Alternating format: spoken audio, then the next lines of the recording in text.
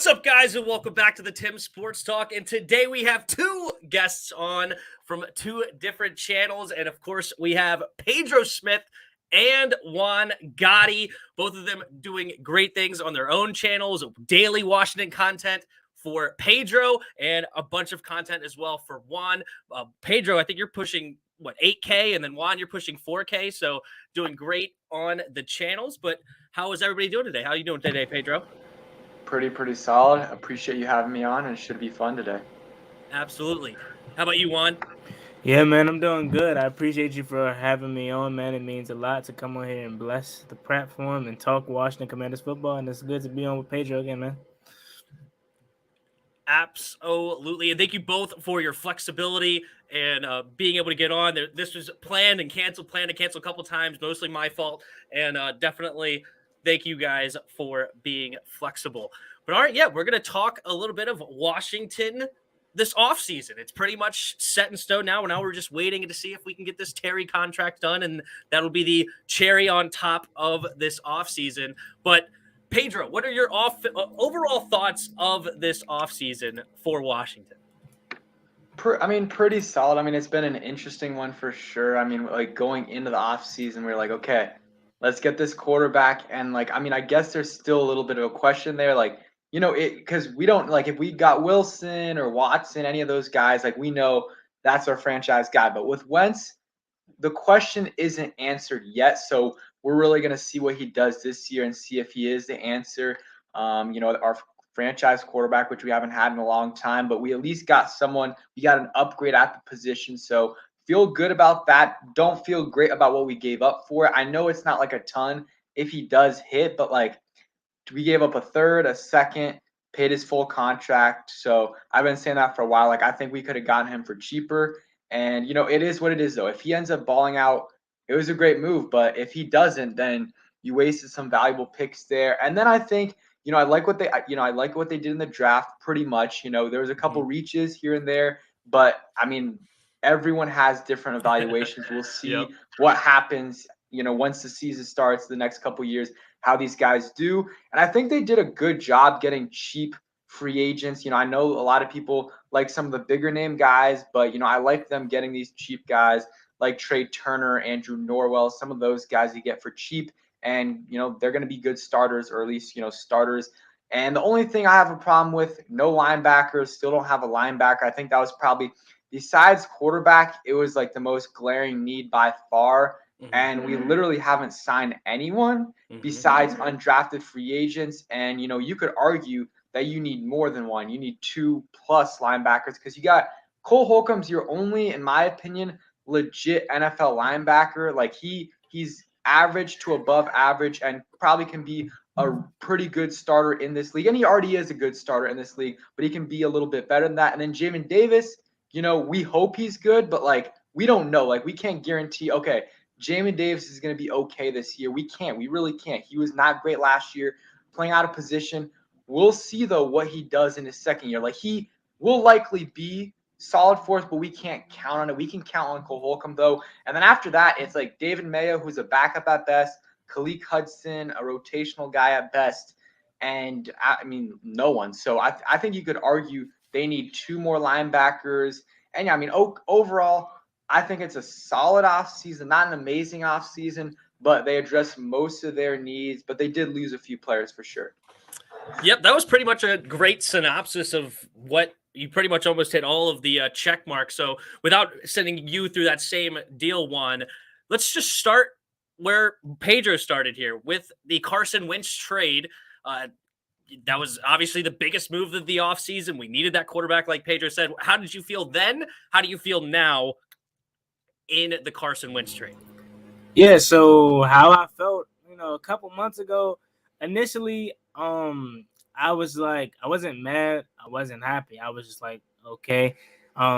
Just because for the simple fact is we had all these rumors of possibly getting Russell Wilson and all the other big names. Aaron Rodgers, Deshaun Watson. Yeah.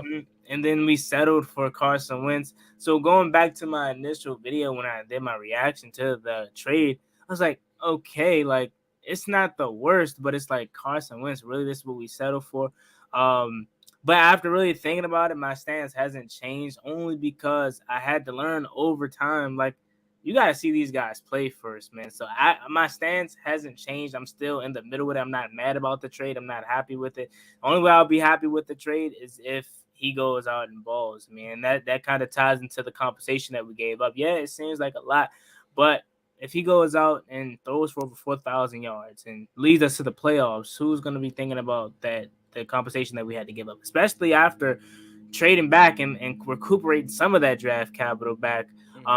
So again, I'm okay with the move. Still not thrilled by it, but I'm not mad at all about it. He's definitely an upgrade over Taylor Heineke and any other quarterback that we've had since Kirk Cousins, really. So I'm fine with it. And I'm rooting for Carson Wentz to go out there and ball, man. Hopefully, like I said, man, everyone keeps talking about I want 2017 Wentz back, man. I would be fine with 2019 Wentz. 2019 Wentz led that wide receiving core. Who was their best target? Travis Fulgham or something like that, or Greg Ward? Somebody. Yeah, Greg Ward. There you go. Was their best target, and he led them to the playoffs. And if it wasn't for who knocked them out of the game versus Seattle, Jadeveon Clowney, I think Jadeveon Clowney. For the Seahawks, if it wasn't for them, I think they beat Seattle. So I would love to get 2017 MVP Wentz back, definitely for sure. But all I'm asking for is 2019 Wentz, and I think we have a good chance of making the playoffs. So again, not mad at the trade, not happy with it, only because I have to see him actually play. Yeah, I mean, honestly, 2021 Wentz wouldn't be 27 touchdowns, 7 interceptions. Like we would take that over the 20 and 15 we got over Taylor Heineke, as Pedro mentioned. That it's definitely an upgrade at the position at the very, very least. All right, you also mentioned this, Pedro, but let's get into it a little bit more. We definitely did not go crazy in the big name free agency or free agency really at all, and we're getting a little mixed bag here. Like we have people like RG3 giving the team praise enough as surprise Super Bowl contenders, or D'Angelo just came on yesterday and kind of crapping on this team that they don't evolve and they don't do like new stuff, I guess, or like stuff to really change the culture in a better way. So there's the idea that we're saving money for Terry, or we're also could just be not spending a lot in free agency for the Brandon Sheriff, like to make sure we get a good comp pick for that, because if we get a big name free agency, then you lose out on a 3rd round comp. So dig a little bit deeper into the idea of how do you really feel about this really lack of big swings in the free agency market? I mean, I personally don't really mind it. Like it's always fun when you get the big name guys, you get more, you get excited when it happens. But you look at last year, you actually spent a decent amount in free agency. Curtis Samuel, 11 mil, Fitzpatrick, 10 to 12 mil, William Jackson, 13 mil. We got some other guys as well. And, it didn't really work out. And that's obviously like, we'll see with Curtis Samuel and William Jackson, but like in year 1, it didn't work out. And you look at the year before, we didn't spend much money on free agency. It worked out great. So like I really don't have an issue with it either way. What I've learned over the last few years, I personally think you do not build through free agency. Like you might, get a couple pieces, to finish the puzzle, but not get those major guys. Because I think every year you look at the teams that spend the most in free agency, they might, well, first of all, they're usually pretty bad teams. And second of all, they'll get that boost in year 1, maybe year 2, they'll get like 2-3 more wins. But down the line, year 2, year 3, year 4, usually like year 3 and year 4, they're back to where they were originally. Because for a lot of these guys, there's a reason they're hitting free agency, because the teams have a chance to extend these guys, especially the rookies, for a long time. So I'm fine with what we're doing right now, especially like you said, trying to get that comp pick. Make sure we don't mess that up, and getting those like Trey Turner, Andrew Norwell, guys like that. I really think we should have went after a linebacker though, and there's still some guys available, but like I that's the one position where I'm like, come on, you got to spend, because you've been saying it for a couple years, and it's been like right after last offseason, it was like the biggest need, and they somewhat addressed it with Jamin Davis. But they didn't like sign a single veteran, which is crazy. Like besides David Mayo, they haven't signed like a single veteran over the last 2 years at the linebacker position. It's crazy because like Rivera and Del Rio both are former linebackers. Right. Well, young Nick here, he has a good point, or at least what a lot of people are thinking. Juan, do you have any? Do you think that this is true? Where we give reasons of why we didn't spend big, but is it in reality that just nobody wants to come here? I mean, even Jimmy G apparently turned down a trade of saying that he didn't want to come here. Jimmy G of all people. So do you think it's more just these big name free agency players just don't want to come here? Oh yeah, definitely for sure. I mean, the biggest name being Russell Wilson, literally choosing the Broncos over us. So, I mean, yeah, definitely. That plays in a factor. That is a major role. Because let's take this past offseason for an example. Teams look at our roster, especially receivers and offensive weapons, and say, Taylor Heineke's going to be my quarterback. This is before the Carson Wentz trade. Mm-hmm. And even after the Carson Wentz trade, a lot of people aren't as high on Carson Wentz as they used to be. So they're like, who's going to be my quarterback? And that's just for the offensive side of the ball, and then you go throughout the whole league and you have players leave here and go to other teams and where it's better culture. And then they talk about their time in Washington to their other teammates. So then their other teammates, when they're free agents, and then Washington's interested, like, I don't want to go to Washington. Remember what he told you about how it was? So yeah, definitely it is a huge factor in just players not wanting to come here. Again, Russell Wilson being the biggest name for this past offseason, choosing Denver over us. And then Jimmy Garoppolo literally saying he wouldn't even waive his no trade clause to come to Washington. So, I mean, yeah, definitely. I agree with that comment wholeheartedly. What about you, Pedro? Do you buy into that?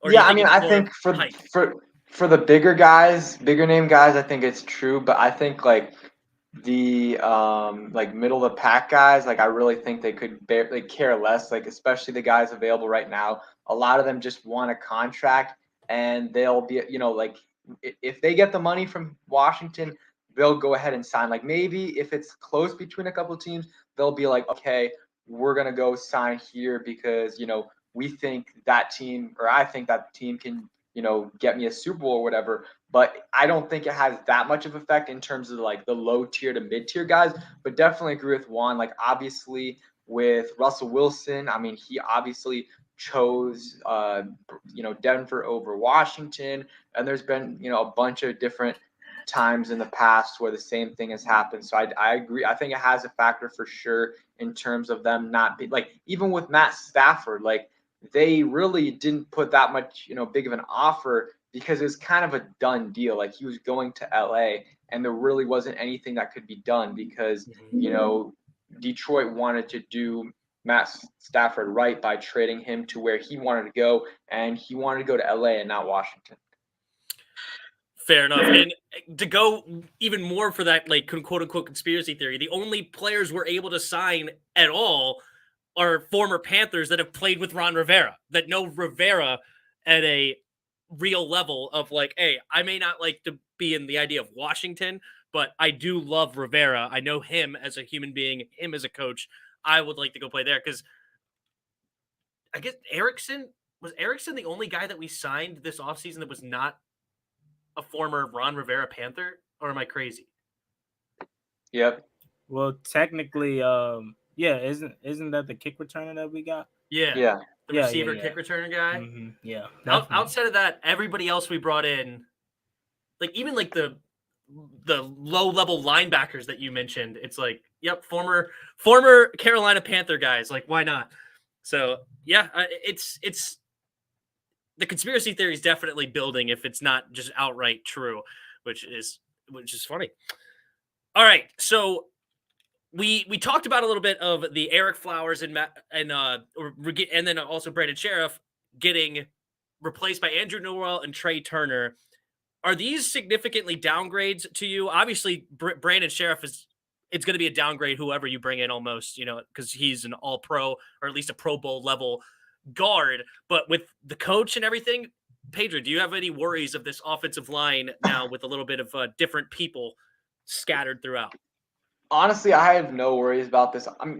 Pretty much no worries about this offensive line this year. We have a great offensive line coach in John Matsko. I think he'll get them ready to play. And if you look at it, Charles Leno, Sam Cosmi, Chase Roullier, I assume he's going to be ready for the season. Those guys were here last year. And our offensive line at the end of the year, even with all the injuries, I think, and it's just PFF, but, you got to take it with a grain of salt. But I think they finished top 5. I don't think they're a top 5 line last year, but I think they're like an above average line for sure, probably like top 10, top 12. And that's with all the injuries they had. And I think, you look at Charles Leno, another year in the system. I think he's going to be slightly better. And then he's Sam Cosmi, played like half the season last year, and he's a rookie. So I think he's going to take a little bit of a leap in his second year. And if he can stay healthy, that's already a big upgrade because he was only able to play 7 games last year. And then Andrew Norwell, I know this might be a hot take, but I said this once we signed him. I think he will be better than Eric Flowers was last year for us because, Eric Flowers is good for us for sure. And Andrew Norwell was like slightly worse than Flowers was last year. But Andrew Norwell is going to be playing with better offensive line around him in a system he's played in before, a system that got him to be an all-pro, got him paid, and he's going to be working under John Matsko again. So, I think he will be good. And everything that I just said applies to Trey Turner, except for, he won't be an upgrade over Brandon Scherff, but, he'll be solid. And that allows you to put Wes where if, Trey Turner starts, it allows you to put Wes at left guard, center, or right guard if any of those guys goes down. So I think that was a very, very good signing. They got him for super, super cheap. So, I think offensive line as a whole, I like what they're doing there. They've got good depth. I mean, I talk about Schweitzer. I think Sadiq is capable at the guard position. And even if you want to slide him at tackle, if you really need to, you can do that. And then you got Lucas who can play left or right tackle. So I'm liking where this line is. They're not an elite line, but I think they're for sure an above average line and could creep into that top 10. Same to you, Juan. The same question to you. And Pedro kind of did hint at something interesting. I feel like a lot of people are just slotting Trey Turner in as the starter, but right now ESPN, according to the depth chart of how accurate this is, Wes Schweitzer is the starter. So how do you feel about the changes there at guard? But also, do you have Wes still the starter and Trey is just a depth, even though we got him so cheap? Yeah, so how do I feel about the offensive line? I mean, obviously losing Brandon Scherff is going to be a hit, but Brandon Scherff, man, it was hard. It's going to be hard to really miss his production because he was always hurt. I mean, I was over Brandon Scherff 2 years ago. I didn't want us to franchise tag him the first time, let alone last year, right? So, yes, his production will be missed, but I wouldn't say he's easily replaceable, but I mean, when you have a guy like John Matsko coaching you up, literally, I mean, making Eric Flowers into a beast really the first time around. Last year he was good, he was good. He was pretty much quiet, but the first time we had, I know that was I'm tripping. I was under Bill Callahan, right? The first time. Bill Callahan. Eric Flowers, but neither here nor there. John Matsko is a hell of a offensive line coach, and like Pedro hinted to, he's going back similar to Trey Turner, going back into a system that they know the best, right? So I'm not too mad, or I'm not mad at all with the Brandon Scherff departure. I think we'll be just fine. Again, why? Because we have a really good offensive line coach. And speaking of Wes Schweitzer being the starter, I said Trey Turner was going to be the starter only because of the positional flex that Wes Schweitzer provides. If we're talking who should start based off of talent and who's better, Wes Schweitzer, hands down. I even said Wes Schweitzer should have started in 2020. I mean, the second I saw this dude maul, I forgot who it was for the Giants. I don't think it was Jabril Peppers. It was some defensive back. He mauled him in 2020. Second I saw that and the swagger he just brings as an offensive lineman and just how athletic he is. I know you guys see the Instagram videos of this guy just doing crazy kind of exercises, man. He deserves to start, man. And again, if we're talking purely off of who's the better guard, definitely is Wes Schweitzer, but I just don't think they're going to start him because of the positional flex that he provides. If we look at every other position, you still have Sadiq Charles, who's a good developing guard, who I still have high hopes for. It's just he cannot stay healthy, man. I'm not saying he's going to be good or anything, but if I just want to see what he has, and it starts first by being, available to play. Then you look at the center position. Chase Roulier, who is criminally underrated, who I would put up there as one of the best centers in football. He broke his leg last year, right? I mean, Tyler Larson stepped in well for before the season. I'm like, who is Tyler Larson? I'm like, who is this guy? But when I see him just step in and play well for West, I mean not West Schweitzer, but stepped in well to play for Chase Roulier, I'm like, we're good, man. And then He went down with the injury. Then Wes Schweitzer had to step, and he's saying Wes plays center. I'm like, okay, he can play center too. He was holding his own, and then he goes down. And we had to put Keith Ishmael in the game, and that's where things went bad. Keith Ishmael is, I don't know. He's okay to have, but you don't want Keith Ishmael in the game. And then you look at the tackle positions. Charles Leno, a guy that had a solid season. I'll be honest, I was a guy that was like, if we pay him, okay. If we don't, I'm not mad at it if we can replace him. And then you go over to the right side, you have Sam Cosmi, who looks like he's gonna be really, really good. It's just, can he stay healthy? Same with our third round pick on the defensive side. Benjamin St. Juice.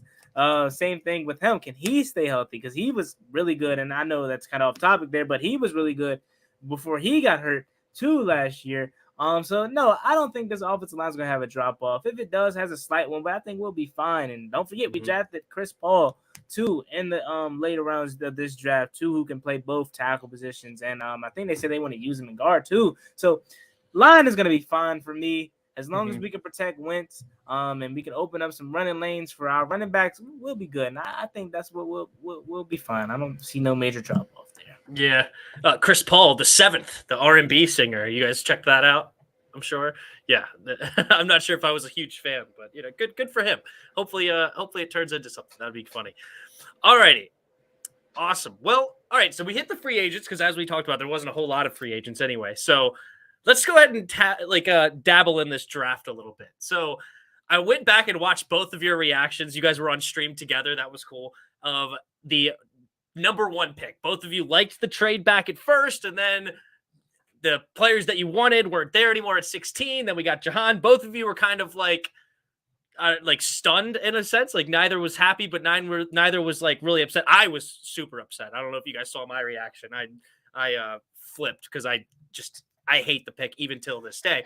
But Pedro, we traded back from 11 to 16. You got the Jahan pick. You said there was 5 guys that you were happy with there grabbing at 11. We didn't get any of them. How do you feel now after settling down about a month after the draft? I'm still not like I gave the grade I like around like a B just because of what we got in the trade.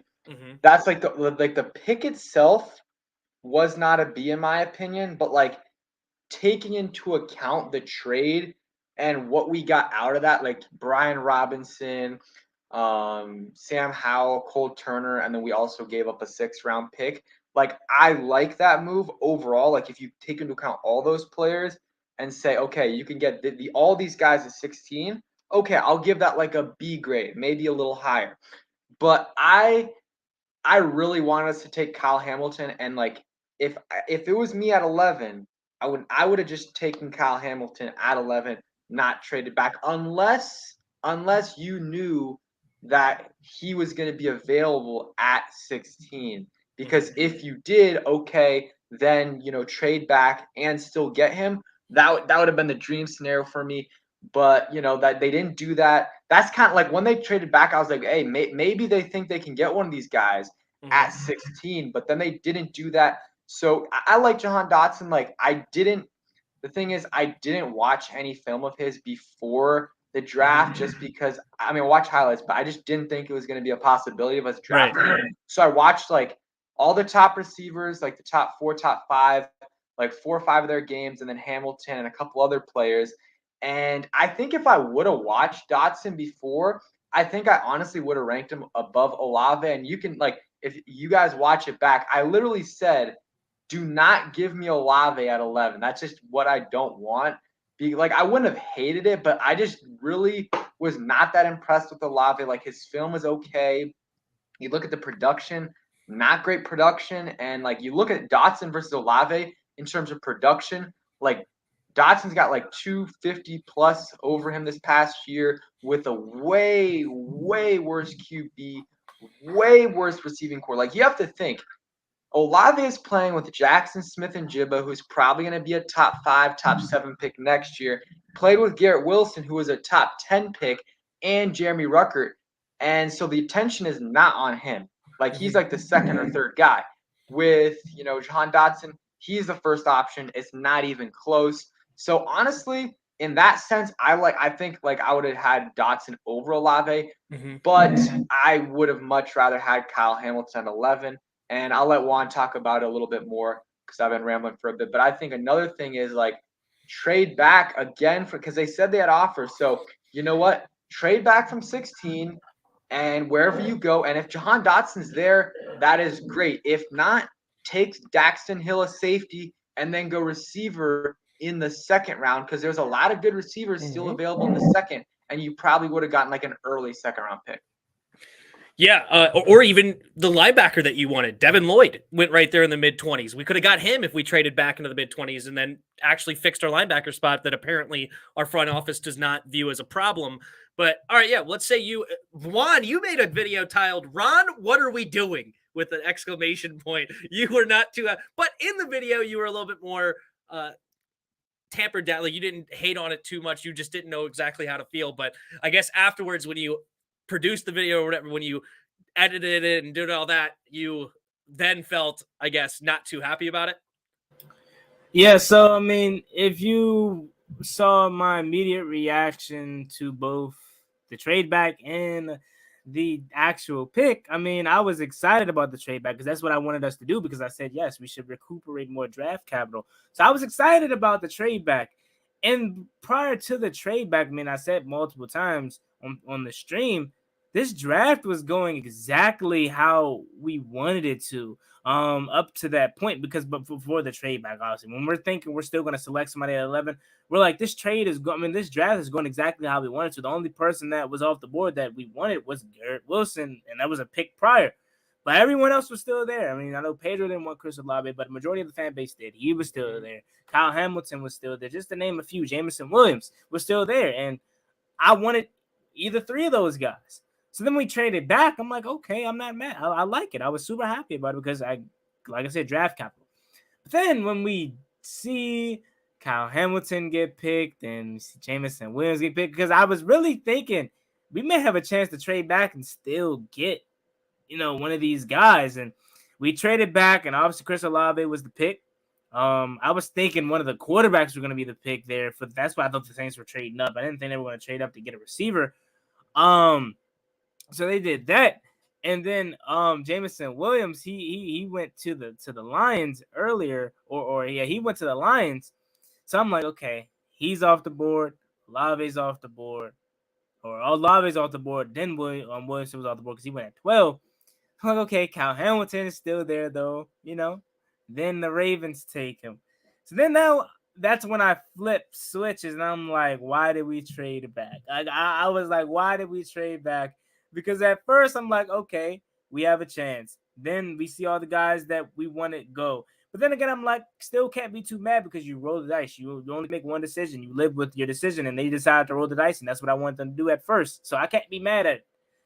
But then we draft Jahan Dotson.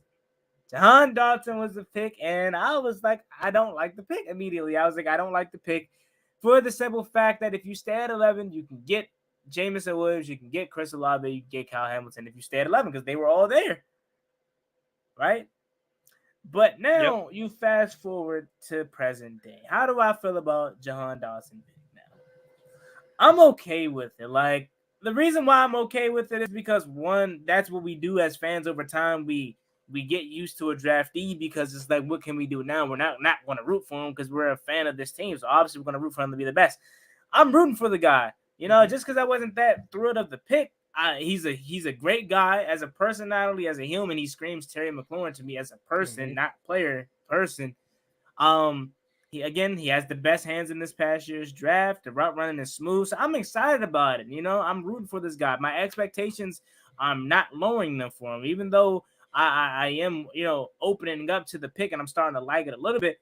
My expectation is still the same. You were picked 16 for a reason, so you better have at least 800 yards this season, man. I'm not like you're now the number 2 receiver. Although we paid Curtis Samuel to be the number 2 receiver, he's the number 2 receiver. Whether you want to say he's a slot guy, you don't take a slot at 16. So obviously, yes, he's gonna be moved around a lot. He's gonna play in the slot, but he's gonna be that number 2 weapon. I mean, and he has to produce. I need. Yeah. If I don't get 800, I need 700 with more touchdowns or something like that. I just need him to come in here and produce, man. Because you don't take a guy like that at 16 if you don't think he, one, is talented enough, and two, you love his character. You don't just take him because of the talent. Because if you took him solely on talent at 16, that was a bad pick. But obviously we know they didn't do that because Ron Rivera is a character guy. Yep. So we took him at 16 because of the talent he has and what he can do and the character. I mean, they took him because they felt like he was the most NFL ready wide receiver in this draft class, which I can't complain with. I mean, look what he did at Penn State with terrible quarterback play for multiple years. So again, not mad about the pick. It's growing on me, and I'm just excited to see what he can do, man. He looks really, really amazing in that number 1 all white, man. So I'm excited, man. I really am. And as far as the other draft picks, we'll get to that later. Yeah, man, that second round pick, man. Yeah, I'll definitely gonna ask you both about a couple others in this draft, but yeah, just to put a little, I guess, a period at the end of this one is. People do have trouble separating the two of the trade and the pick. In my mind, they're two completely separate things. Completely separate. I loved the trade back. I was with both of you, or at least with Juan. I don't know if Pedro, you said you liked the trade back or not. I think you said actually you'd rather have just taken Kyle Hamilton, which is fine. I was totally in the camp of trading back, and I was. We had a third and a fourth. Perfect. Awesome. We needed more capital to address more needs. I was fine with that. And then the pick is a separate thing. So I give the trade an A, and I gave the pick like a D+, C-, because I hate first round wide receivers, period. And then especially if you put them under 5'11", under 190 pounds, and not a sub 4.4 kind of a guy. I'm just beside myself thinking like that's just a horrible pick. But and I'm still going to feel that way until the end of time. Like he's going to have to turn into Antonio Brown before I say that this is a great pick at pick 16. But then, just to bring it full circle, I don't think he's going to be a bad player. I think he could be a really, really good player in the league. There's Tyler Lockett. There's other comps that you can make. Deontay Johnson, I think, is what Louis T compared him to. So I think he could be a really, really good player in this league. And it sucks that we had to draft him because I think Jarris was the one that says like he didn't get picked. He didn't decide to get picked at 16. So it's hard to hate on the guy too much. Like it's not his fault that he was taken at 16. So I'm hopeful that he turns into the true number 2. Because somebody else said in my comments at one point, like if you take a guy at 16, he should be your number 1 receiver. Screw this number 2 business. Why are you taking a number 2 at 16 anyway? He should be your number 1 receiver, which nobody thinks he's going to be that with Terry McLaurin on the board. But all right. So I'm not going to go through pick by pick of the draft. So I'm just going to leave it open for you guys. And we'll start with Juan here. What was your favorite and least favorite pick of the draft? And then if you want one honorable mention, you can go ahead and do that. Yeah. So for me, my favorite pick from this past draft class was Cole Turner. Okay. I think Cole Turner is going to be really, really good for us. I think he's going to be that pass catching threat that we are going to be needing in the absence of Logan Thomas. I don't think Logan Thomas is going to be ready by week 1. He's shooting for it. Don't think he is. And even if he is, you can never have too many pass catchers. I mean, you've seen the kind of threat, and it sucks again that they were rarely on the field with each other, man. But I could just imagine the type of duo threat that Logan Thomas and Ricky Seals-Jones could have created because they're both pass-catching tight ends. I mean, Logan can do both, but Ricky Seals-Jones is more that receiving tight end. And and to go off topic a little bit, I think they wanted to re-sign him, but he wasn't going to pass up an opportunity to be T1 in New York. So that's why he is no longer here. But I think that is going to be sort of his replacement, the guy that's going to be that pass-catching guy. He's like 6'6". He's very skinny, a former wide receiver. So that's my favorite pick in this year's draft class because I'm really expecting big things out of him eventually, the guy from Nevada. And my least favorite pick, I mean, is it not obvious for everyone? Fedarian Mathis was the least favorite pick. Why are you taking a D-tackle in the second round? Why are you taking Deron Payne's replacement in the second round? You can not understand people say the D-line class was weak. Okay, then you wait till next year to do that. I mean, you can get stock guys for 1 year to be backups. I mean, you don't have to spend second round picks. That's what he's going to be. Yes, he's going to play a little bit more than a usual backup, but if Deron Payne and Jonathan Allen stays healthy for the majority of the season, which they rarely get injured. He's not going to see as much as a second round should see on the field. Like your first and second round pick, and I wouldn't even say third round pick with the recent success that we had, especially with Terry McLaurin and Antonio Gibson as of late. Your first three picks are guys that you expect to come and make immediate impact. And I'm not saying he can't make immediate impact on a shortened, playing time, but you just don't take that kind of guy in the second round. You don't take the same guy you already have on the roster in the second round. It would be different if his main trait was creating interior pass rush and getting to the quarterback.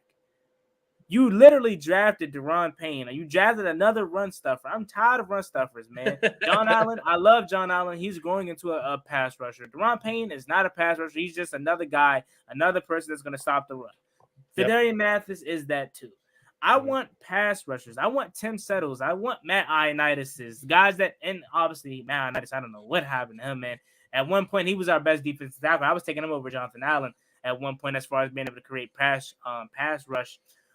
So yeah, that's what I look for, in a guy, and he just doesn't scream that. And again, I don't think you take that in the second round. If it was up to me, I would sign stock guys to be backups, like Star Ludale.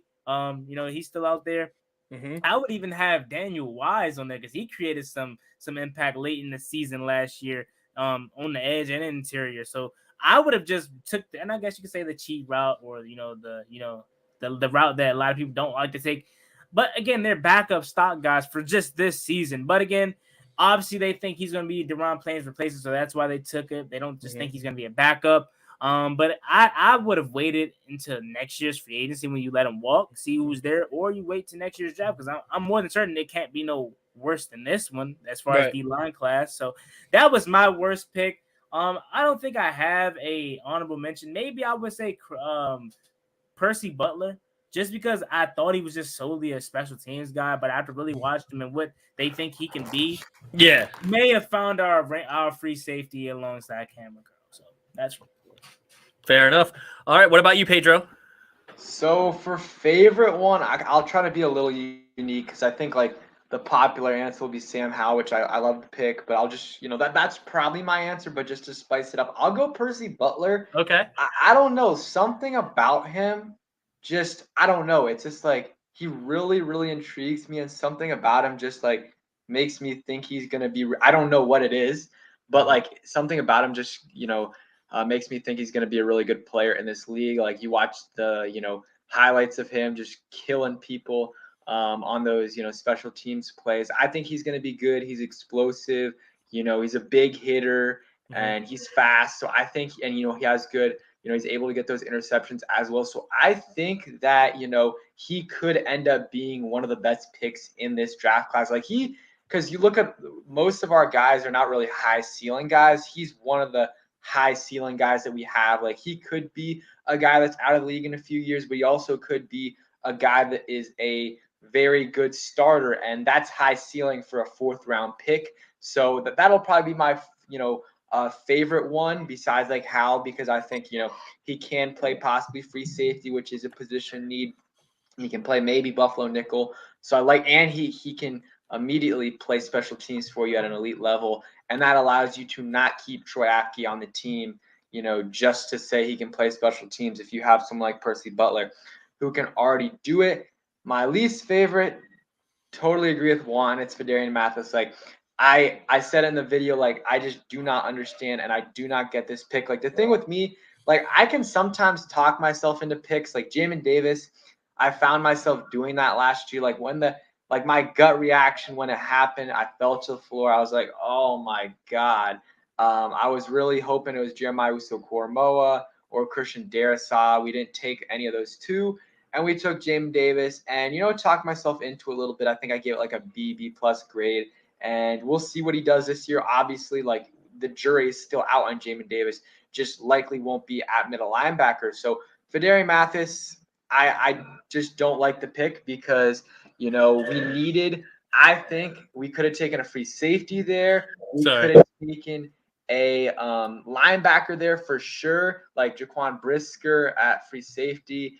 or any of those other guys at linebacker. Mhm. And I like Fedarian Mathis. Like, I think he can be more than just a run stuffer, stuffer, because you look at his last year, like he had 9.5 sacks. Like, that doesn't happen on accident. Like, he can get to the quarterback, but I didn't see the need there to get one in the second round. Like, I would have understood the fourth round. And also, it's a hole you created for yourself. Like, why did you I like the whole Matt Ioannidis thing Yes. made zero sense to me in terms of like not releasing Ioannidis. Like, I get that, but why? Like, they released him because the legal tampering period started on Monday. They released him on Thursday, which like made absolutely zero sense to me because like there's no way anything changed between Monday and Thursday. So why not release him before? Like, so you know what your situation is going into free agency so that you know you can go ahead and get Tim Settle back. So it was like a lose because Matt Ioannidis got on the market later, and also we lost Tim Settle, and it was just a bad situation for sure. It was a bad situation for sure. Yep. I think we should have kept Settle. I'm totally fine getting rid of Ioannidis. I just think that getting rid of both of them and getting rid of Ioannidis at the time they did after free agency started, when there was literally no downside to getting rid of him before, that to me made no sense, and it kind of created those holes that, like, let's say you kept Tim Settle for $5 million a year, then you don't need to draft a guy in the second. You can draft a guy in the third or fourth. And some people, like, I've been tweeting about this or on, putting it on YouTube, like saying this exact same take. And people were like, well, Tim Settle didn't want to be here. Well, actually, we didn't even offer him a contract. So like it was out there. We didn't offer him a contract, and people are like, oh, he wanted to get a bigger opportunity. He wanted to start. Well, he's likely not going to start in Buffalo. I think I looked at the depth chart, and I don't think he's the first. He's not listed as a starter right now. True. Yeah. Well, he is or isn't? He is not. He is not. So he's not listed as a starter. And here he would be that third guy. Like, assuming we wouldn't draft Fedarian Mathis if we had Settle, he would be that third guy. He would be getting 40-50% of the snaps. So I hated the way they handled that whole situation. And I like Fedarian. Like, I think he can be a solid player, but like he better be a stud, because if you're drafting a guy in that, in that spot, like he's got to be a above average starter at least in the second round. And I just didn't think you needed to do that in the second round. Like, I gave it like a D grade, whatever, D minus. Like I'm not really even going much up from there. Like, maybe I can move it up to a D plus, but that's really it. Yeah, I'm totally with you guys, of course, on that last pick. And I'm glad you touched on it, because I was going to if you didn't. Yeah. It's a problem you caused. Like, $6 million against your cap. Way too much for a backup D tackle, apparently. But a second round pick? Oh yeah, just waste that on a backup D tackle. Because one of our biggest needs after losing. No, we replaced two fifth-round players. Okay, Matt Ioannidis and Tim Settle were both fifth-round picks. We replaced those with a second-round pick. That doesn't add up. Doesn't make sense. And it totally, you could have got a rotational guy. I think it was Juan that mentioned Tutalele or some sort of rotational guy on free agency. You didn't need to do that, considering all the linebackers that were there in the second round, because as we've all been saying here on this, we don't even know if Jamin is going to be good enough to be our second linebacker. We're hopeful he has the tools, but we don't know if he's actually going to be that. And then if one of those go down, now we have David Mayo starting basically every snap, or Khaleke Hudson starting every snap at linebacker. Like, I would have taken Tutalele or whatever as a starter if Jonathan Allen got hurt, God forbid, over having David Mayo potentially being, or, God forbid they sign John Bostic again. That would be horrible. But anyway, all right. But yeah, I think it was actually, I liked that Percy Butler as your favorite, because to me, that was the first time we actually drafted a true need. I know that's a hot take, but a 5'10" wide receiver was not a need, in my opinion. A defensive tackle rotational guy was not a need here in the second round. And then a backup running back was not a need. So at least we drafted a position of need, free safety, in the fourth round. But I love the Sam Howell pick too. But that's a guy that may never play for us. So it's funny that that's a favorite pick of the fan base, but he may never see the field ever, let alone this season, ever in a burgundy and gold uniform. Hopefully he doesn't, because that means Carson Wentz is probably doing big things. All right. Awesome. Well, thanks, guys. So let's go ahead and hop into the schedule. So the schedule was released, I believe, last week, right? Was it last Thursday? Was it a week ago today? I think it was a week ago today that it got released. And before we dive into the takeaways here, I was actually surprised. I thought like the leaks were usually pretty legit, but like the leaks for the Washington Commanders schedule was like all BS. There was the Eagles week 1, that was BS. Lions on Thanksgiving was like all around the sphere, and then Browns the last game of the year. I knew that was BS going into it, but Pedro, were you surprised that, because usually they give out little snippets on purpose, but it seemed like all the ones that they were giving out were BS this time? Well, I didn't believe any of it because it was coming from one account. Okay. It was coming from this one account, and the guy had like, I saw someone tweet about the Lions Commanders game. Like right when the guy tweeted it, I looked at the guy's account. He had like 25 followers. And then he kept putting these things out. It went to like, he ended up going to like 11K followers over like 2 days just doing this. So like that's like the only place these rumors came from was the one Twitter account. And then he literally said, like, I think after, like, once the actual schedule was released, he was like, oh, like, I got over 10,000 people to follow me. Whatever, that, like, people are just so gullible, whatever. So, like, that was a bunch of BS. But, yeah, I mean, yeah, that's my take on it. And I wanted to say one thing. BH was kind of saying, like, yeah, I agree with you. Like, I guess he's not a rotational tackle. Like, he's going to be getting, he's going to get a decent amount of playing time. Like, he'll probably get 40-ish% of the snaps. So, like, he'll still be playing for sure. That doesn't change my opinion about the pick. Like, I still think the need wasn't there in the second. We could have taken one in the fourth or so, but the second for me was a little bit too high. I would have rather taken a safety or a linebacker, unless we had a guy like, who was projected to go in the first and he was still there in the second. Then I still wouldn't love it, but I would understand it. But Fedarian Mathis, yeah. Yep. This is actually a good point that I thought about bringing up that I forgot to, was I think if you wanted Chris Olave, and I know, Pedro, you said you didn't. I didn't. I think, Juan, you said you did. If you wanted Chris Olave at 11, I feel like you should be ecstatic with Jahan Dotson at 16 plus the extra capital. Like, it's. Do you guys agree with that? Like, Pedro, do you agree? If you wanted Chris Olave, you should be through the roof with Jahan. 100%. I mean, I like I said, I think if I would have watched the film on Jahan Dotson before, I would have probably ranked him ahead of Chris Olave in terms of my rankings, but I didn't, unfortunately, because I didn't think we would have been in that position to draft him. But I talked about it, before, just comparing the two, like production. Dotson's clearing, Olave in the last couple years. The offense he's playing with. I mean, you just look at Dotson versus Olave. Dotson's playing with Clifford, who's not a great QB at all.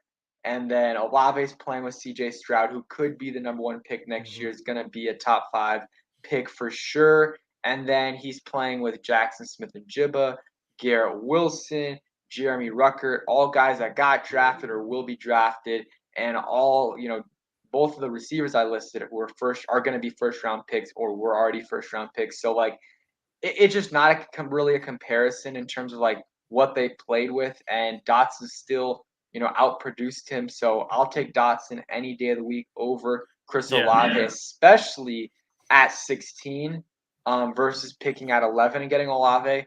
I like the move in terms of, if you just give me those two players, I'll take Dotson even straight up, probably over Olave, definitely with the additional players. Yeah, for sure. All right. Awesome. But let's get back to the schedule. All right, Juan, what were your main takeaways from looking at the schedule here for Washington? How did you feel about it when it was released, and what's your main takeaways? How I felt about it and when it was leaked. What was my reaction when it was released? no reason this team shouldn't win at least 10 games. Mm-hmm. I mean, they couldn't have gave us an easier schedule. They couldn't have gave us an easier start. I mean, no offense to the Jaguars or Lions, so they definitely upgraded both teams, but there's no reason we should lose to those two teams. Mm-hmm. Again, keep it short and sweet and simple, man. It's no reason this team shouldn't win 10 games, man. Mm-hmm. What about you, Pedro? What was your initial takeaways from this? I mean, I'm not a huge schedule guy just because, like, you already know the opponents. Like, it's like, and with Washington, like, you know they're not going to get more than, like, 2, maybe maximum 3 primetime games. So, like, I don't know. Like, I'm fine with the schedule. Like, it's a pretty easy schedule. But there's some, like, really easy stretches and really hard stretches. Like, the first couple weeks, pretty easy. Then weeks 3 through 10 actually is pretty tough. And then you got, like, weeks 11 through 14 or 15 where you play the Falcons, Texans, and Giants twice. That's really, really easy. Like, you have to minimum win 3 out of those 4 games. And then the last stretch is kind of tough too. So only problem with the schedule is kind of like, I don't know if you guys saw the statistic, but like we have four games in the last 6 or 7 games where we play teams where we have like less than 7 days of rest or something, and they have more than 10 days of rest or something like that, which is a pretty big advantage. And like we led the league this year in terms of that statistic, and last year we led it too. And then you would guess who had the least amount of those games, and it's the Cowboys. And that's the thing. Like some people are like, oh, the schedule thing is rigged in terms of who they play. Well, first of all, like it's factually wrong because they literally have a formula for who plays who every single year. Like you play a certain division, and then based on where you place in the division, then you play that team in the other division. And so, like, that's just my take on that. But what the NFL can control is this thing right here where they choose who or, like, how much rest teams get. And they can do that without it being obvious. So, like, if they are trying to fix it a little bit, then that could be something right there. But I don't have a huge problem with it. They should hopefully have a winning record this year with their upgrade at QB, and not real like the upgrade at QB is a big deal, but just the easier schedule and hopefully not as many injuries at the wrong time like they had last year. So like I feel solid about this year. I really hope Wentz doesn't wet the bed and this team. I just really hope they can have a winning record this year, because if they don't, it's going to be miserable next offseason. Yeah. I had a few things that I really liked about the schedule. That I didn't realize the 6-day thing. So thanks for bringing that up. I didn't realize that because I didn't look at everybody else's schedule compared to ours. But just looking at our schedule, I love that there's only one time that we have back-to-back road games. So we don't have any crazy road stints where we're just constantly traveling. It's home, away, home, away, home, away, home, away for the first 10 weeks of the season is alternating home and away. Then 10 and 11, we have 2 away games. And then after that, it's again alternating until the final 2 games of the year, where then we have 2 home games to finish, which potentially could help us if we're trying to get into the playoffs going against Cleveland or Dallas. Yet no schedule is quote unquote easy, right? They do the easiest schedule, but everybody's going to have to play some tough teams. You got to play teams that won their division last year, at least 3 of them potentially. You know, if you didn't win your division, you have to play 3 division winners. You're going to have some upgraded teams that maybe failed last year, like the Browns. Browns are severely upgraded, even though I think they finished 3rd in their division or something last year. Like they're still an extremely good team that's upgraded. So that could basically be looked as a number 1 team, at least if Watson plays. So I thought there was some interesting takeaways for the schedule. Obviously, the who you play is going to be determined at that time of week. Like they could be fully healthy and you're not, and then you're screwed. Like the Eagles, most of us would have had 2 wins against the Eagles last year. Well, COVID said, screw the first one. No, you don't have any chance of winning this game. And then the second one, we had so many injuries, it didn't matter. So well, we still almost won that game, though. We had leads in both. If Heineke doesn't throw an interception, we win that game. And the crazy thing is that people don't realize if we win that game, we're in the playoffs unless the Eagles somehow win their game the week after that against the Cowboys. So like that's the crazy part. Real quick, I want to read the actual stat that I was talking about. So Yeah. So Washington against week 10 versus Philly, week 13 versus the Giants, week 16 versus the 49ers, and week 18 versus Dallas. So in all of these games, the opponent has 10 days rest to get ready for the Commanders, and they have at least a 3-day rest advantage over Washington in all those games. So like that's kind of like very unfortunate. And then the Cowboys, they have a big advantage. Like they have the biggest advantage in terms of rest days in the league. Yeah. Okay. Fair enough. All right. Sweet. All right. Well, I just have a couple more things. I know, Pedro, you're going to get out of here soon, but thank you for hanging out. So, all right, let's just do a way too early final record prediction with it. Go ahead, Juan. What's your record prediction now? After you know the schedule, you basically know the roster. What are we doing here? Yeah. So before I answer that, I am gonna talk about what you brought up with, teams are going to get better. Like, obviously, I do think we should easily beat the Jaguars and the Lions.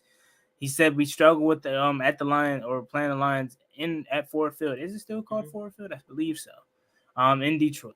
Yes, that is true. That was under Matthew Stafford, though. Jared Goff is their quarterback now. Jameson Williams probably will not be ready by that time. Just to make that clear. Then the bye week. I don't even know, did we bring the bye week up? The bye week is like week 14. That's actually good. Yeah, for me, I like that. A lot of fans. I agree. JP Finley didn't like the bye week, because he's like, what did he say? You have to play 14. You got to go 14 straight weeks without any rest. Would you rather have to go 14 straight weeks without any rest, or would you rather have your bye week at week 7 and have to go the rest of the way without any rest? You know what I'm saying? So, I was cool with the bye week, but my record prediction: 13-4 tops. 10-7 at worst. So okay. I'll say 11. I'll be reasonable in the middle and say 11-6. I like how you say that's reasonable, but we haven't had an 11-win season since Nam. Oh, right? That's because my expectation for the first time, and I said this in my video, man, for the first time ever being a Washington fan since the time that we have and the quote unquote easy schedule we have. This is the first time I'm having expectations, and my expectations are going to be out the roof because it's no reason. We went 7-10 with Taylor Heineke as our quarterback last year, having one of the, if not the, I don't think we had the hardest schedule, but we definitely had one of the hardest schedules in football. I think it was like calculated. We had the hardest strength of schedule, and like I was going back and forth with some people on Twitter, like they were like other fans when I said we had this hardest strength of schedule. They were showing me articles of the strength of schedule before the season even started. I'm like, come on, and they couldn't even understand what I was trying to explain to them. I'm like, okay, just look at the quarterbacks we played. Just look at especially the beginning, right? Brady, Rodgers, Mahomes, Herbert, Allen, Josh Allen. I mean, Dak twice. Like, even though I don't necessarily put him in that level, but either way, like, still the list of quarterbacks, especially in the first 10 weeks, was just Matt Ryan. Even like Matt Ryan has an MVP, so like you could still even include that. At least he has experience, and he's a very experienced QB, smart QB at least, right? So yeah, like the QBs we had to play were absolutely insane just there, and honestly, that should be a whole lot better this year. And I wouldn't. Obviously, these guys aren't elite. Like Dak isn't elite, but Derek Carr, who Derek Carr, in my opinion, is completely underrated. Like Russell Wilson. Russell Wilson. There you go. Like, we had so many crazy quarterbacks we had to play this year. It's Rodgers again. Josh Allen too last year. Yep, Josh Allen. And I guess, and then if Watson plays, like that's the list of quarter. And then of course, then you have like decent quarterbacks. Like you can put him in Derek Carr's tier of like Kirk Cousins, Matt Ryan with the Colts, Dak twice, Ryan Tannehill, meh. Like the quarter, just going off the quarterbacks, let alone the teams. The quarterbacks are so much less that we have to play. But go ahead, Pedro. What's your record prediction?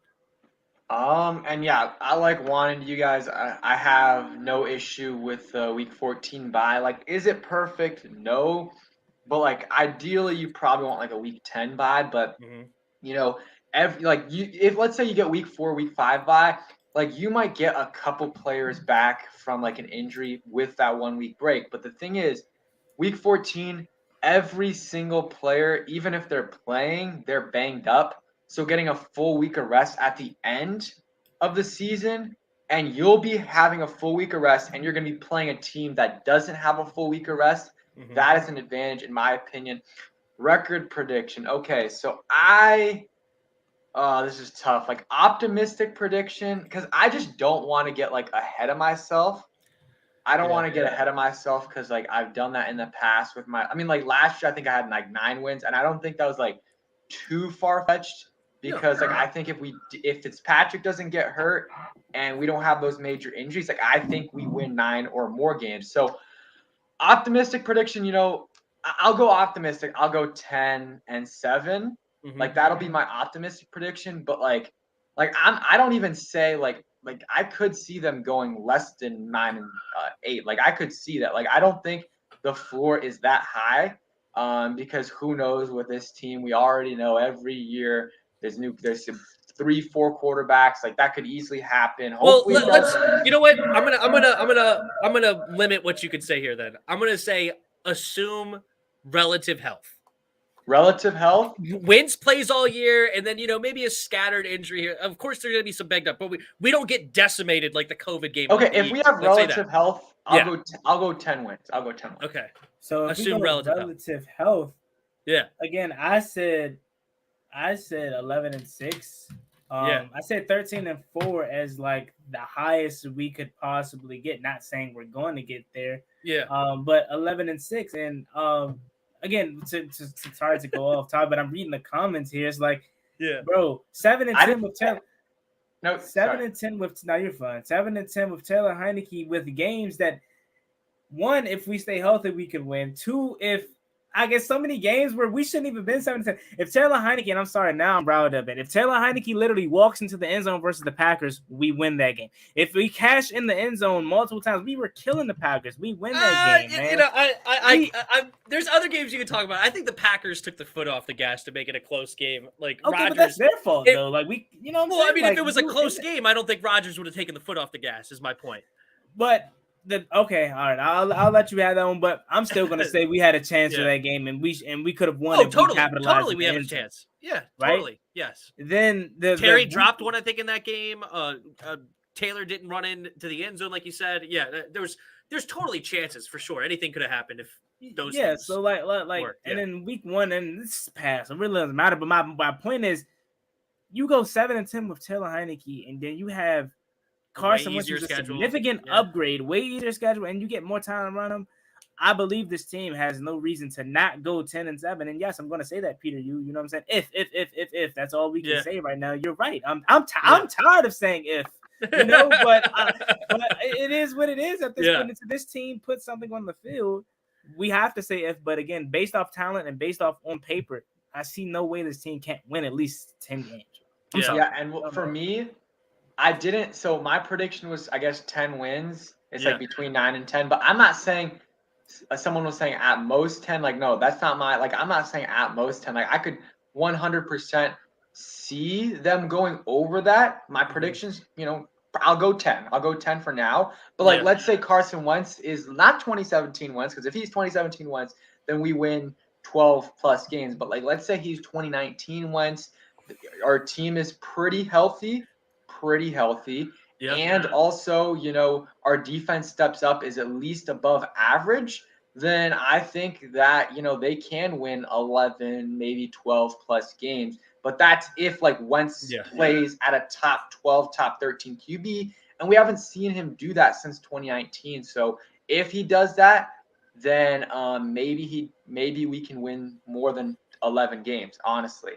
But I can't bank on Wentz being a top 10 guy. Like Roger said, he has to learn a new offense and things like that. So it might be a little bit of a slow start. And my bad, Tim. I like going back and forth with Peter, man. He seems like a guy that loves to argue, and I'm here for it. I love it. I agree with Roger. Yes, he's gonna have to learn a new offense. You know what I'm saying? Totally. But there's a reason why we're playing the Lions and the Jaguars week 2. He has 2 weeks to prep before he has to play the Eagles for a real competition. Again, not pooping on the Lions and the Jags, but we should beat them. We're a better team. Though. You are. Yeah, I am, because we should beat them.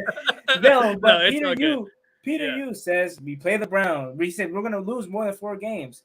Okay, that's my top. Like I said, 13-4 was my predict. That's my top. Okay, Yeah. I think we're gonna lose more than 4 games. But the same way you're saying we're gonna lose to the Browns, we're gonna lose to the Titans, are ways we can very well beat those teams. Yeah. Are you scared of the Titans? Really? Like, yes, Derrick Henry is the best running back in football. With my man Cam Curl, I don't know if you guys saw him live. Someone asked him yesterday. Cam Curl said, "What y'all gonna do to Derrick Henry?" He said, "We're gonna take him out." You know what I'm saying? So we're not ducking Derrick Henry. I'm more worried about if they. No, I'm sorry, because I'm holding y'all up. But if we lose to the Titans because they ran the ball every single play of the game, they deserve the win. But they're not gonna beat us that way. They have to let Ryan Tannehill throw the ball eventually, and he sucks. He's bad. He's not that good. And he doesn't have AJ Brown anymore. So we'll see what Treylon Burks. You have Treylon Burks, a guy that they said, and no offense to him, Tennessee Heat or whatever, but I'm hearing that he had to leave practice because he had asthma and whatnot. Praise with them. Nothing wrong with that, I'm saying? Yeah. It's nothing wrong with that or whatever. But I'm just saying they got worse. But I'm not saying we're going to beat them, but the same way you're already going in with the mindset that we're going to lose to the Titans and the Browns. By the way, I believe I predicted us both losing those games, so I'm not saying we're going to win them. I'm just saying, you're saying those are like automatic losses. I don't think so, especially the Titans game. Now, the Browns game, I think we're going to lose that game because I think they're just going to be, if Deshaun Watson plays, they're just going to be really good. But even if he doesn't play, that's going to be a tough out, to be honest. They have a lot of talent on that team. But all right, I know Pedro is going to have to get out of here soon. So last thing I wanted to ask you, Pedro, before we get out is, what's next for your channel? What do you got? And shout yourself out here. Yeah, I appreciate that. So Pedro Schmith on YouTube, name on the screen right there, on the road to 8,000 subscribers, like you said earlier. Mm-hmm. And yeah, just, chilling right now before, I'm trying to make, videos up, any content, any news videos, any, creative things I'm trying to post there. And, OTAs next week, I'll be posting all that stuff, updates from that, any, news from that, takeaways, I'll be doing that. Mm-hmm. And I might do a video tomorrow about Washington's defense because I saw an interesting comment, or I heard an interesting comment from Kevin Sheehan, who said that we have the worst defense in the NFC East. That's what they say. Yeah. So, or he said arguably, but he was kind of saying like the Giants have a better defense. So I might do a video on that tomorrow. So stay tuned for that. All right, there you go. Awesome. What about you, Juan? What do you got for us? Yeah, man. Definitely. If you're not getting out of here, I can stay. I don't have anywhere to go. But if this is then totally fine. It was great talking to you guys. This is what I had at the end. Maybe we can take some comments and stuff. But but yeah, this was where I was climaxing here. So there you go. Okay, yeah, no, definitely. I just anytime I come on, I always stay for the full thing because I have nothing to do, man, and I love doing it. So, yeah, man. Well, I'll have you on more. That'll be cool. I'll reach out more. But go ahead. Yeah, sorry. It's your boy. No, you're fine. It's your boy Juan Gotti here. Juan Gotti talking sports on the road to 4,000 subscribers. Man, we're like 50 away, so we should be able to get there in no time, man. And like Pedro said, man, this is the slow part. And Tim, how long have you been doing this for? Like 2 years? Or just over 2 years now. Yeah, just over 2 years, man. So it is great to see that the community is growing, man. It is crazy how many YouTube channels and podcasts that we've have now as far as a community. And just to let you guys know, I'm gonna speak for both of these guys, man. Just for the whole community. May now until like late July, right before training camp, is going to be the toughest time for content. So this is where we're going to be needing you guys the most to comment video ideas for us, man, because it's not going to be nothing to talk about, and we have to generate some type of content until training camp, man. So this is where you guys get to take over the show. If you have videos that you would like to see us do, this is your time to ask all of us, man, as a community to do them, because when training camp comes, man, that's where things hits the road, and then after that, once training camp comes, time flies, man. So, yeah, man, it's your boy Juan Gotti on the road to 4,000 subscribers. You can follow me on Instagram and Twitter at Juan Gotti Talking Sports. And you can subscribe to the YouTube channel, man. I appreciate it so much. I appreciate it for Tim having me on as always. Man, thank you so much. And, yeah, everyone. Awesome. Yeah, it's cool having, you guys are, two of the youngest content creators, too, in this Washington community. How old are you guys? How old are you, Pedro? 18. 18. Yeah, What about you, Juan? I'm 18 too. So yeah, two of the youngest. I don't know of anybody younger than 18 that is doing this. So yeah, good for you guys. That's awesome. And yeah, I'm the oldest you can get and be amongst the losers as far as like I was born in 93. Last championship was January 92. So yeah, and so it's interesting to see you guys. You guys have had I even less think than me. Rio was born right around. I think he was born like right when they won. I think. Yeah, I think he's 30, Rio, 31. So he's just older. I'm 29. So yeah, he's just older than me. So yeah, he's right in that range as well. So, but yeah, I'm 92 was the last Super Bowl. Well, of course, 91 season, but the 92 year. And then, I was born in 93. So I've had nothing. And apparently my dad likes to tell the story of when I was like 7 years old, I was all about the greatest show on turf, rooting on the Rams. And he had to sit me down and talk to me. It's like, nope. You have to be a Skins fan. Like, you want to be a home team fan. And then he set me on this path. I could have had a Super Bowl last year, guys. I could have been rooting on a Super Bowl, but my dad put me on this path. And then there you go.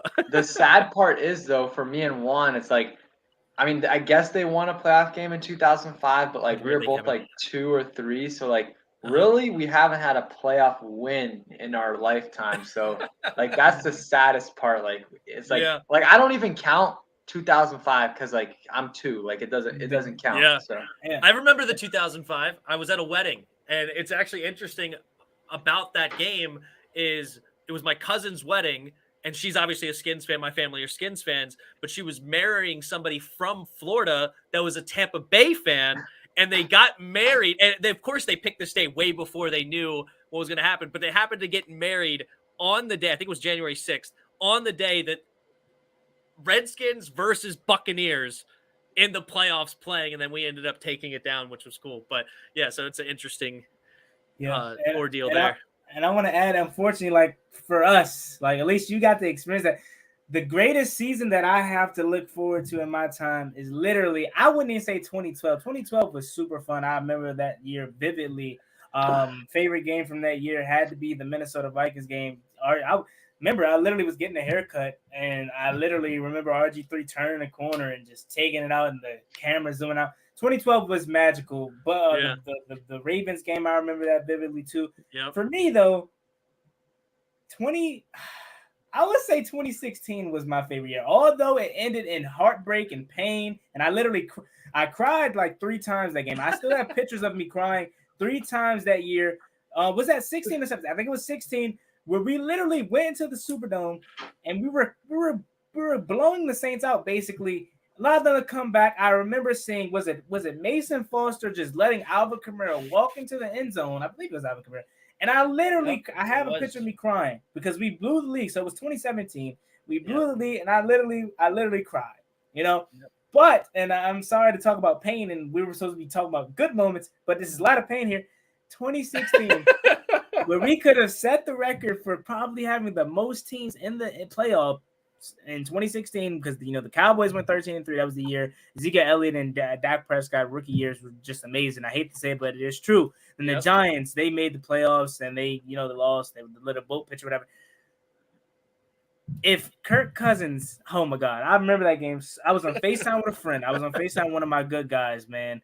And we were watching the game together. We did this every single week, man. And in 2016, that game was just so crazy. And then Kirk Cousins just throws the pick to Dominique Rodgers-Cromartie, and I just dropped to my knees and just cried. I was in so much pain, man, because I'm like, I'm like the Giants could have just let us win, and we would be good. We could have just won. And 2, I'm like, Kirk just did the most Kirk thing ever. Yeah, what he always does, and just chokes in big moments. So, it's terrible. Yeah, my record going to games is like, I think I've been to maybe 5 wins and like 30 losses. Or something like that. Like I've been to some brutal losses. It's pretty bad. But do you guys go to any games? So I went to the Seahawks Monday night game this past year. Mm-hmm. I'm planning on going now that I'm, practically an adult, and I just finished my first year, like, college and whatnot or whatever. I have more time on my hands to actually go out and don't have to worry about school and stuff like that now. So now I have time to actually go out and go to games and whatnot. So I think this year is going to be the first year where I'm going to multiple games in a season. Yeah, so I think I'm gonna shoot for the Jags game, maybe. I really wish the Cowboys game at home was here at the beginning of the season, but that one at home is later in the season. Maybe plan a trip to Texas. Who knows, man? But yeah, I plan on going to some games. The only one I went to last year though was the Seahawks game, and it was a fun game, man. It was up and down. It was a fun experience. We pulled it out though last year. Yeah. So good for you. What about you, Pedro? I think I've been to 4 games, regular season games. I think my record's 3-1. The one loss was a bad one though. It was 2018 Giants Washington. I think it was 31-0 at halftime or something. I was at that game when Josh Johnson came in. Mark Sanchez was the quarterback. Yes. And Josh Johnson. I was at that game too. Like I got tickets from like a friend, and they were kind of like he hated, like he was a fan of them, but like he hates them because like a lot of the fans, they just don't like Snyder. I think he's been to like 15 games, not a single game they've won. So he was like, okay, we're leaving. We left at halftime, and like I literally got back home and I saw Josh Johnson throw a touchdown pass to Jameson Crowder. But so I went to that game. I went to the Chargers game in 2013 when they beat they beat them in overtime, and then I went to the Lions game 2020, I think. Wait, no, 2019. And I forgot the other game, but I think the move though, honestly, is preseason games, because you get like I can sit in like the front row, like $15, and still and it's good weather. That's the key, good weather. And you still get to see NFL football. The thing is, you go like I think early season is good to go. Like if Juan's going in against the Jags, like that's good. But like you going in like December, like that Giants game was super cold. Like it was like 30 degrees. Like it's just like it's just not worth it unless you're doing it for the atmosphere, because you can sit down in your recliner, any food you want, not loud, all the replay angles, and you can go to the bathroom whenever you want. So and you don't have to pay for it. So like especially when it's cold, like I would rather watch at home, unless it's like a playoff game, then I would like. But like one, like the Jags game, like that's a game I would go to because they're probably gonna win, hopefully, and it's gonna be good weather. So like that's a good game to go to for sure. Yeah, I used to go to the games all the time until I started this channel where now I do the play-by-play. So now I don't go to the games anymore because I'm on this channel doing that. But yeah, no, I used to love to go to the games, even though my record is horrific. But I've been to some cool ones. I've been to I was at the Code Red game with Kirk Cousins, the big comeback. What are the games? I'm sure I've been to some other ones that we won, but I've been to some brutal ones. I was at the Monday Night Massacre, both of them, because the Pittsburgh was a Monday night as well, right? Yeah. Where they destroyed us. Yeah, I was at that one, and I was at the Eagles one. I was at a game where it was against Tampa Bay, where it was 16-17 after we scored a touchdown. We just need to make a PAT, and the punter loses the hold. We couldn't even make a PAT to send it to overtime. I've been to that one. I was at the Eagles game few years ago where it was like 75% Eagles fans and they beat us 24-0. Like that was brutal. So yeah, I've been to some real doozies as well. But I went to Green Bay where Aaron Rodgers like set the record of touchdowns and yards for the Packers. Like it was like 31-0 at halftime. Yeah, so it's bad. But anyway, all right. Well, I won't keep up any of y'all's more of yours time. Thank you guys so much for coming on. Thank you guys all in the chat that were here. A bunch of you were commenting some great stuff. Peter, you was getting Juan all riled up. Sorry. But yeah, it was a lot of fun. Thank you for the back and forth. Thank you guys for coming on.